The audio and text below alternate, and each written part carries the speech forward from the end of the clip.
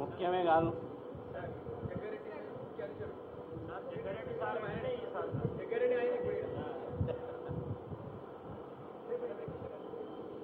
అంతరంగి కూడా అంటే అయిపోయాయి కదా.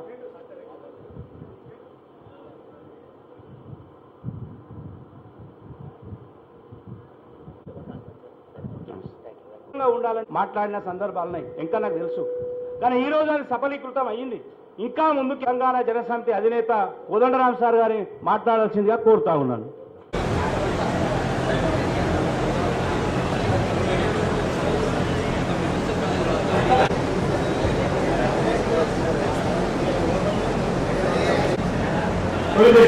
ఎప్పుడైనా మనం వచ్చే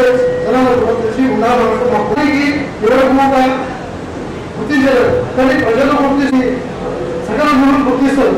ఎందుకంటే ఉదటి వచ్చే బలానికి మనం తెలంగాణ కష్టపడ్డ నాయకులకు ఎవరిని గుర్తించేవారు సార్. రాష్ట్రం నాకు ఇవాళ మీ ద్వారా నాకు కేసీఆర్ పట్టించుకోని పరిస్థితి. అంశాల పట్ల, విద్యా అంశాల పట్ల ఉచితం చేయాలని చెప్పి కోదండరాం సార్ కలవడానికి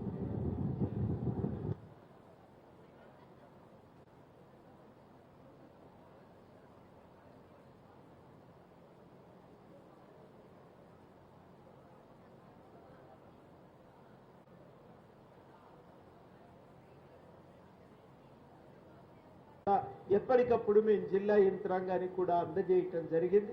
ఇట్లాంటి అనేక సమస్యల మీద మేము దృష్టి పెట్టి ఉన్నాం. యాత్ర నిర్వహించినప్పుడు తెలంగాణ జనసమితిగా మేము ప్రధానంగా ఈ ప్రాంతాన్ని ఎంచుకున్నాం. మీ అందరికీ నేను కోరేది ఏంటంటే పేరు పేరున మీ అందరి సహకారం మాకు అందించాలని కోరుతున్నాం. మీ అందరి సహకారం మాకు అందించండి. ఒక పటిష్టమైన కమిటీ వేసుకొని పటిష్టమైన కార్యాచరణ నిర్ణయించుకుందామని. 12న ప్లీనరీ జరిగితే ఆ ప్లీనరీలో కూడా ఈ విషయాలన్నింటి గురించి మాట్లాడుకుంటాం. మేము దాదాపు ఒక 20 అంశాలను గుర్తించినాం. వాటిపైన అనుభవం ఉన్న వాళ్ళతో తీర్మానాలు రాయిస్తున్నాం. నిర్వాసితుల సమస్య అనుభవం ఉంది. ఢిల్లీ స్థాయి దాకా పోరాటం చేసినటువంటి ఆయన మన ఆశప్ప. అందుకని ఆ ఆశప్పకే ఆ విషయం పైన ఒక తీర్మానం తయారు చేయమని చెప్పి మనం ఆయనకు బాధ్యతలు అప్పచెప్పినాం. ఉన్న తర్వాత ఇవాళ ఉన్న ఈ రాజకీయ పరిస్థితుల్లో రాజకీయాలను మనం పరిరక్షించుకోవటానికి ఏం చేయాలనేది కూడా చర్చించుకున్నాక ఒక నిర్ణయానికి వచ్చి ఇక రాబోయే రోజుల్లో పటిష్టంగా మన కార్యాచరణను మనం ముందుకు తీసుకువెళ్ళవలసి ఉంది. తెలంగాణ జనసమితి జనం పక్షాన నిలుస్తుంది, ప్రజల కోసం నిలుస్తుంది. ఎమ్మెల్సీ అనేది కూడా ఈ ప్రజా సమస్యల పరిష్కారానికి ఒక సాధనమే కానీ ఇది ఆవరణం అని చెప్పి మేము అనుకోవటం లేదు. నిన్న మా తెలిసిన స్టూడెంట్ ఇప్పుడు ప్రొఫెసర్ అయింది, ఆమె నిన్న వచ్చి కలిసి ఒక మాట అన్నది, అధికారం నిన్ను నిర్ణయిస్తుందా, నువ్వు అధికారాన్ని శాసించి ప్రజలకు మేలు చేస్తావా తేల్చుకోవలసి ఉంటుంది సార్, కీలకమైన సమయంలో ఉన్నాము అని చెప్పి ఒక మాట అన్నది. అధికారం మమ్మల్ని నిర్ణయించదు, ఆ అవసరాల కోసం వెంపర్లాటం కాదు, ఉన్న అధికారాన్ని ప్రజల కోసం నిరంతరము ఉపయోగించే ప్రయత్నమే తెలంగాణ జనసమితి చేస్తుందని మీ అందరికీ కూడా నేను హామీ ఇస్తున్నా. అది ఉద్యమకారుల సమస్యే కానీ, నిర్వాసితుల విషయమే కానీ, ప్రతి విషయంలో, అది బీసీల రిజర్వేషన్ల సాధన విషయంలో కానీ, ఆదివాసుల గిరిజనుల భూమి హక్కుల పరిరక్షణ విషయంలో కానీ, ప్రతి అంశంలో కూడా మేము నిలబడతాం, పనిచేస్తామని ఈ సందర్భంగా వాగ్దానం చేస్తూ, ఖచ్చితంగా 12 నాడు కూడా రండి, మీరందరూ పార్టీలో సభ్యత్వం కూడా తీసుకోండి, కలిసి పనిచేద్దాం. మేము చేస్తున్న తప్పనిపిస్తే చెప్పండి, మేము సరి చేసుకోవటానికి సిద్ధం. కానీ ఇది మంచి, ఇది చెడు అని చెప్పడానికి ఒకళ్ళం ప్రయత్నం చేస్తున్నప్పుడు అందరూ అండగా నిలబడితే ఉపయోగమే కదా, అది సమాజానికి లాభమే కదా.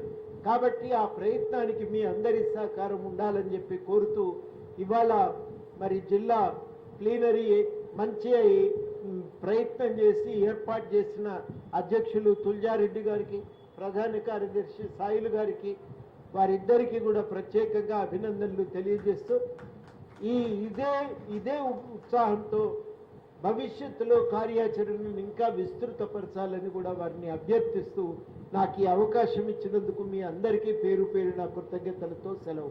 జై తెలంగాణ. విషయంపై మనం ఎందుకంటే ఉద్యమకారులుగా మనం అందరం ఐక్యంగా ఉండాలి. గట్టిగా మనం పోరాటం చేయటం వల్లనే తెలంగాణ రాష్ట్రం సిద్ధించింది. ఆ రోజు పార్టీలకు అతీతంగా ఐక్యంగా నిలబడ్డాం.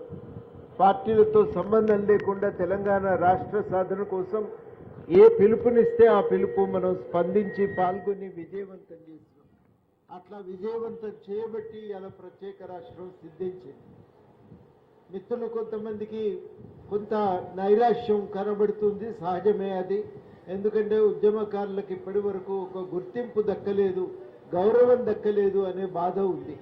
ఈ గుర్తింపు కానీ గౌరవం కానీ తప్పకుండా కల్పించవలసిన అవసరం ఉందని పదే పదే ప్రభుత్వానికి కూడా మనం విజ్ఞప్తి చేస్తున్నాం.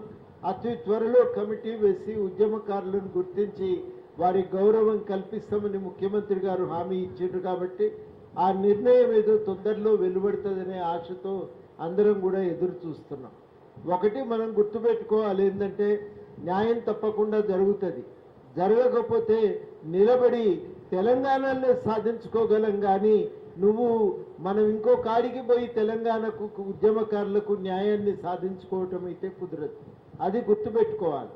మనం ఉద్యమకారులము ఇవాళ తెలంగాణ అయితే ఐక్యం కాగలుగుతాం, తెలంగాణలో సంఘటితంగా కొట్లాడగలుగుతాం. తెలంగాణ రాష్ట్రం ఉంది కాబట్టే మనం ఓ గుర్తింపును సాధించుకోగలుగుతాం. తెలంగాణ రాష్ట్రం ఉంది కాబట్టే మనకు విలువ ఉంది. తెలంగాణ రాష్ట్రం ఉంది కాబట్టే మనం ఇవాళ ఒక గొంతుకగా ఇవాళ తెలంగాణలో ఎదిగి ఉన్నాం. ఇంత ఒక శక్తిగా ఉన్నటువంటి మనము ఇవాళ నిరాశపడవలసిన అవసరం లేదు. తప్పనిసరిగా ఈ శక్తిని కూడగట్టుకుందాం, న్యాయాన్ని సాధించుకుందామని సందర్భంగా అందరికీ కూడా నేను హామీ ఇస్తున్నా. ఈ జిల్లా మనం తెలంగాణ ఉద్యమకారులను గుర్తుపెట్టుకోవలసిన ఇంకొక విషయం నేను చెప్పదలిచిన, మనం మన కోసం న్యాయం అడుగుతున్నప్పుడు మనం గుర్తుపెట్టుకోవలసింది, ఈ ఉద్యమ కాలంలో మనకు అండగా నిలిచినటువంటి ప్రజలకు కూడా మనం న్యాయం చేయవలసిన అవసరం ఉంది. మన వెంట ఆ రోజు ప్రజలు నిలబడ్డారు, మద్దతు ఇచ్చారు.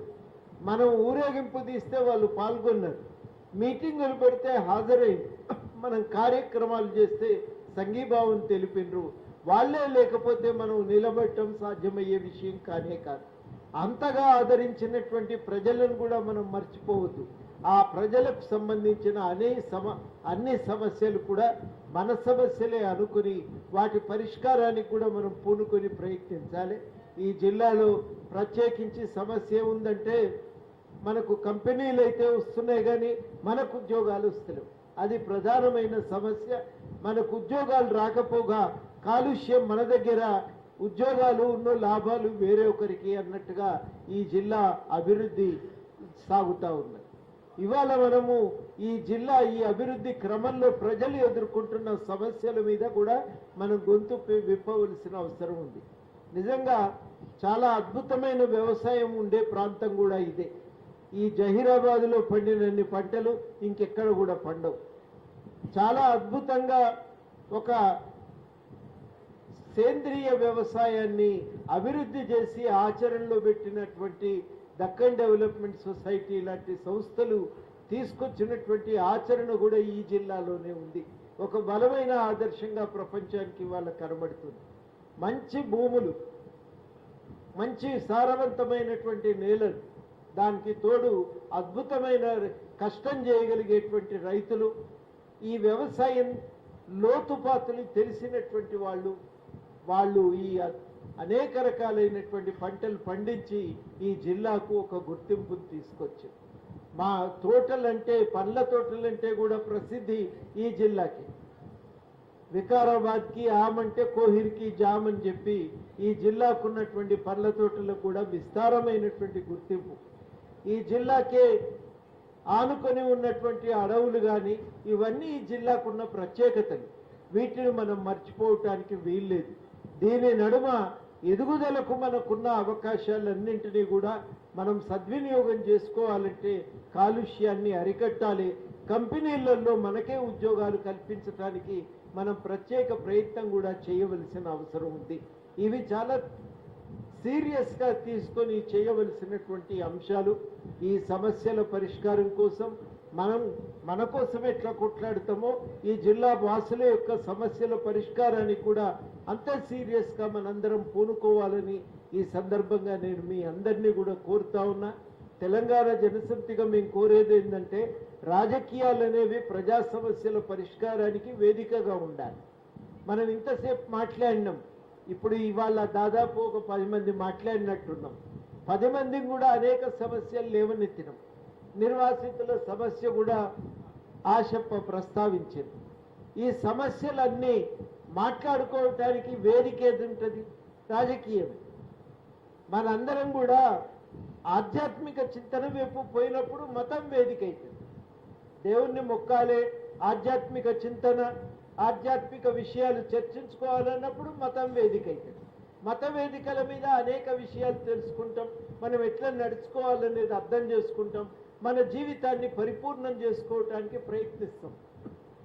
అదేవిధంగా మనకు ఒక సాంస్కృతిక వ్యక్తీకరణ అవసరము అనుకున్నప్పుడు ఒక సినిమాకు పోతాము, లేకపోతే మనమే ఓ సంఘం పెట్టుకొని పాటలు రాస్తాం, పాడతాము, ఆడతాము.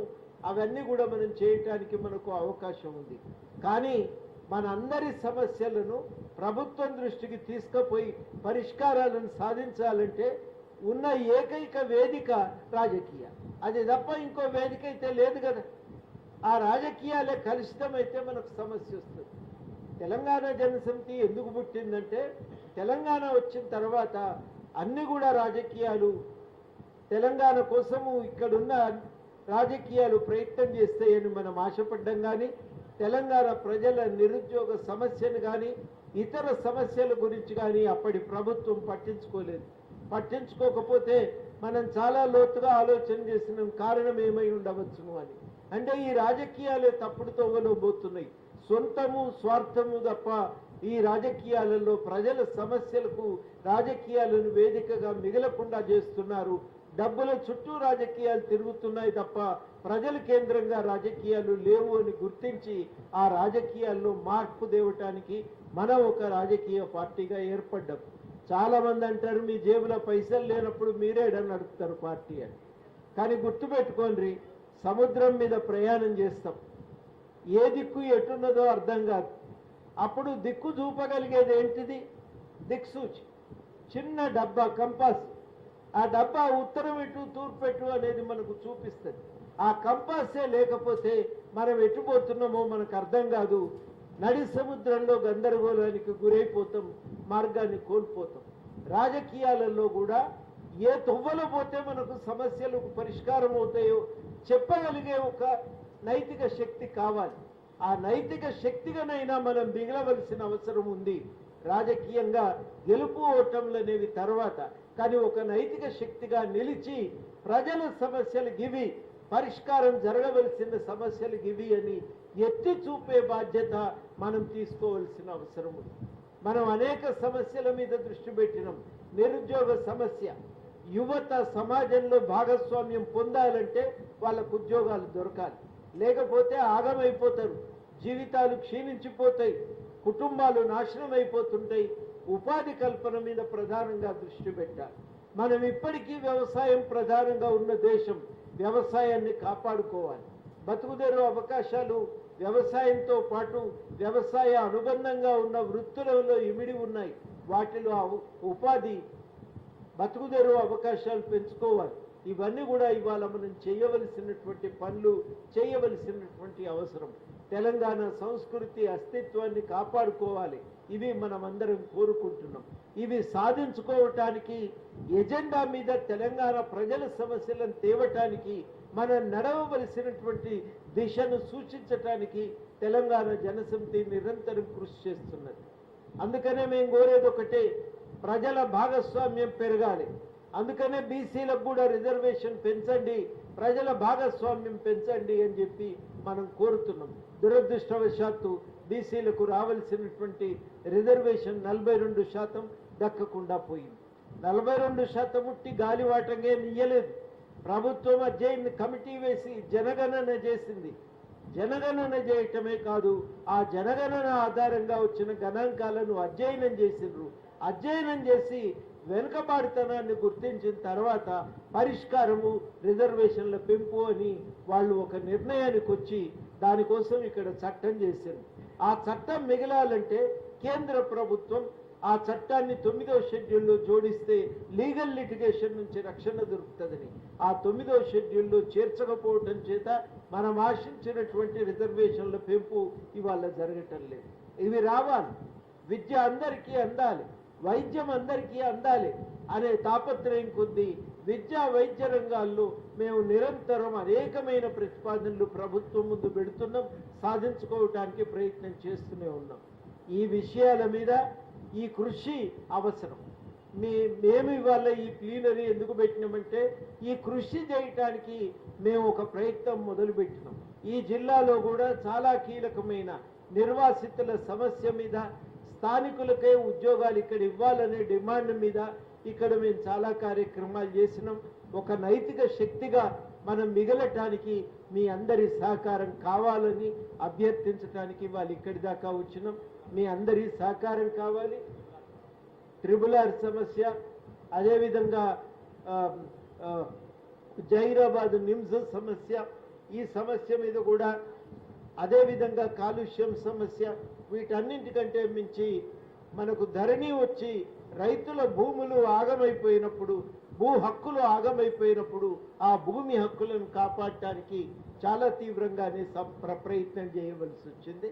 ఆ ప్రయత్నాలన్నీ చేస్తూనే ఇక్కడ ఉన్న కరువు పీడిత ప్రాంతాలకు న్యాయం చేకూర్చడానికి ఏం చేయాలనేది, ఈ మంజీరా పొంగి గ్రామాలు మునిగినప్పుడు, నీళ్ళు వచ్చి ప్రజలు ఇబ్బంది పడ్డప్పుడు ఆ సమస్యను అధ్యయనం చేసి ఏం చేస్తే బాగుంటుందనే సూచనలను కూడా